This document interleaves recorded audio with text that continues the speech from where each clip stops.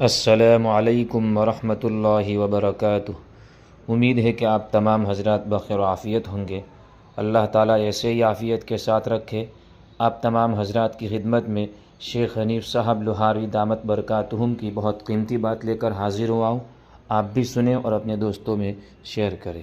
قرآن کریم نے ہمیں یہ بتایا کہ اپنے اولاد کے لیے دعا کرو، ربنا حب لنا من ازواجنا وذریاتنا قرۃ اعین۔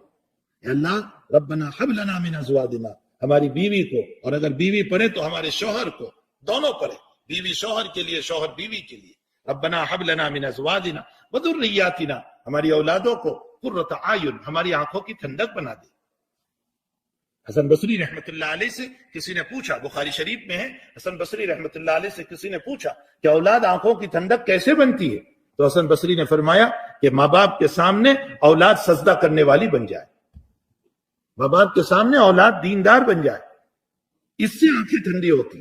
بہت کما لینا اور دین نہ ہو تو کوئی فائدہ نہیں۔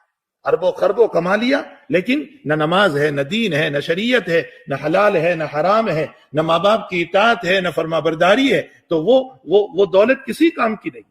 ایسے ہی مزید ویڈیو دیکھنے کے لیے آپ ہمارے چینل نورانی باتیں کو لائک کریں، سبسکرائب کریں، تاکہ ویڈیو اپلوڈ ہوتے ہی سب سے پہلے نوٹیفیکیشن آپ کو مل جاوے، اور اس ویڈیو کو شیئر کرنا بالکل نہ بھولیں۔